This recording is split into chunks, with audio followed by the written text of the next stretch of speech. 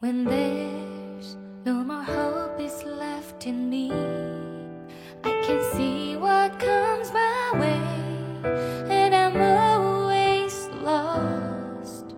There's nowhere else to go. All I do is fall. Feels like I can make it more than I could bear. Giving up is all that I can. Surrender to you. Take me in your arms and hold me. With your love, find my rest and I can see you lead me. You make me hope again. Your love is all I ever need.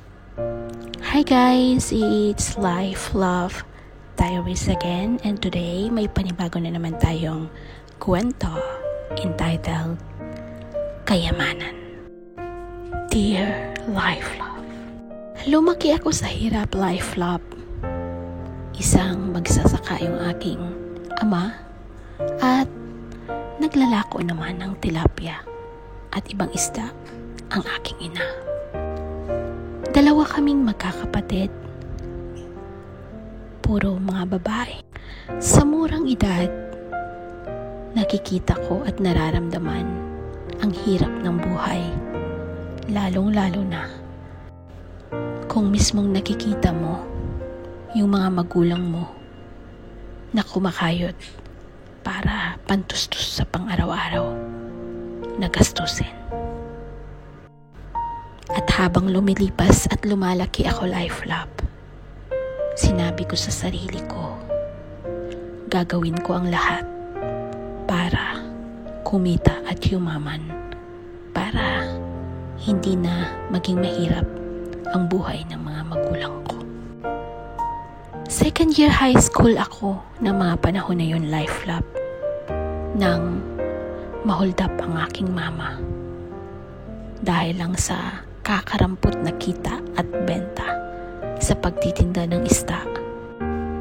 At kahit magpahanggang ngayon, hindi pa rin namin alam kung sino talaga ang salarin sa pagkamatay ng aking ina. Masakit man ang naging trahedya ng aking pamilya, Life Love, pero kailangang mag-move on, lalong-lalo na sa mga natitirang pamilya. Mag-isa kaming binuhay ng aking ama, Life Love, at pinag-aral sa kanyang pagsasaka. Minsan naman, nagkakarpentero kung sino ang nangangailangan. Ang aking ama ang tumayong ama at ina sa aming dalawang magkakapatid hanggang sa makatapos ako ng high school. Minsan, Life Love, kahit anong iwas mo, kusa lang ding dumadating yung time na mai-inlove ka. At bago ako nakatapos ng high school, na-inlove ako sa isang binata na taga-kabilang baryo. Mabait si June, Life Love, at siguro yun ang karakteristik ng isang lalaki na gustong-gusto ko. Hindi rin naman siya kagwapuhang sobra, pero hindi rin naman siya pangit. Mabait siya, masipag at maaalalahanin. Lalong-lalo na at maalaga din sa akin, kaya siguro nahulog ang loob ko. 4 months after ng graduation, Life Love, napag-alaman ko namang buntis ako at pinanagutan naman ako ni John. Bagamat sa mga parents niya mayroong pagtututol dahil nga sabi nila masyado pa kaming bata. Kahit naman sa part ng aking ama, tutol din naman dahil sabi niya masyado pang bata, ngunit wala na ring magagawa dahil buntis na ako. Nagpakasal kami ni John, Life Love. Naging masaya naman at naging maayos ang aming pagsasama ni June, Life Love.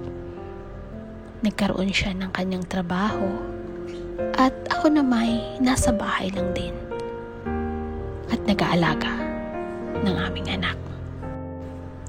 Minsan naman nagsa-sideline ako, Life Lab. Nagbebenta ng kung ano-ano, makeup, lotion, damit, para din may sarili akong kita. At doon din nagsimula ang di pagkakaunawaan namin ni June, Life Lab. Lagi na lang siyang nagsiselos. At sinasabihan akong wag na daw akong magtinda. At kalaunan, yun naging away namin parati, Life Lab. Hanggang sa dumating yung time na pareho na rin kaming nawala ng gana sa isa't isa. Lagi na lang kaming away, selos, hanggang sa magdesisyon akong umuwi kasama yung dalawa naming anak sa bahay ng aking ama. At yun na rin ang isang dahilan kung bakit lalong nasira ang relasyon naming mag-asawa. At hanggang sa pati na rin ako nakakarinig ng may kabit daw yung asawa ko, may ibang babae yung asawa ko. Siyempre, nasasaktan ako, Life Lab. Kasama na rin yung pride. Hindi ako nakipag-ayos sa kanya hanggang sa naging dahilan na lang yung mga bata para puntahan niya kami. Sa tuwing magkumprontahan kami, Life Lab, lalo lang na uuwi sa malaking away hanggang sa mapagod na rin ako, Life Lab. At hinayaan ko na lang manahimik sa tuwing binibisita niya yung mga bata.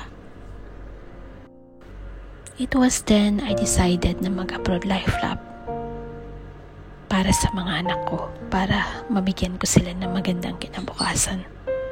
Yun yung typical na reason lagi na mag-a-abroad tayo para sa mga mahal natin sa buhay. Nag-abroad ako, Life Lab, sa Saudi for 3 years bilang isang katulong. Tiniis ko lahat ng hirap at pangungulila para sa aking mga anak, para lang kumita at mabigyan sila ng magandang buhay. Maraming nagtangkang manligaw, pero dinedma ko, Life Lab, dahil sabi ko sa sarili ko, tama na yung isang beses akong nasaktan at ngayon nawalan para sumugal ulit. Lumipat ako sa Qatar, Life Lab, para magtrabaho sa isang restaurant. Sa umpisa, nineneglect ko talaga, ini-ignore ko yung mga lalaki. Maraming lahi ang naghahabol sa akin, pero deadma talaga. Hanggang sa maisipan kong, why not? Let's try again, sabi ko sa sarili ko. Ngunit, nung nag-boyfriend ako, Life Lab, ng isang Pinoy, kabi-kabila din yung babae. So, another experience na naman ako hanggang sa maisipan kong tama na. Tama na yung ako lagi ang naluloko. So, let's try the other way around. Naghanap ako ng Arabo. Nakipagrelasyon din ako sa Indiano at isang Turkish, Life Lab. Pero hanggang sa huli, mas inisip ko na lang yung perang makukuha ko sa boyfriend ko, kaysa naman masasaktan lang din ako lagi. Sa isang salita, mas kinamit ko yung utak ko para pirahan yung mga naging boyfriend ko. Bahalang sabihin nilang gold digger ako, Life Lab, pero tapos na rin ako kasi sa mga panluloko ng lalaki. Naipagawa ko yung bahay namin, Life Lab. Nakabili ako ng sasakyan. Nakabili ako ng lupa. Sa madaling salita, marami akong naging benefits sa pagkakaroon ng boyfriend na mayayaman. Yung hindi ko nabibili noon na provide na ng aking boyfriend, Life Lab, mula sa mamahalan, alahas, bags, damit, nasa sa akin na lahat. Bibigay ko rin yung luho ng aking mga anak, Life Lab, pati na yung luho ng aking ama. Yung kayamanan na hinahangad ko noon, nasa sa akin na, Life Lab. Hindi na kulang. Pero minsan, nararamdaman kong hindi sapat lahat ng material na bagay. Hinahanap-hanap mo pa rin yung totoong nagmamahal sa'yo. Hindi sa pagmamahal sa pagbibigay ng mga material na bagay. I've learned my lesson, Life Lab. At sa ngayon, hinihintay ko na lang ding umuwi para for good.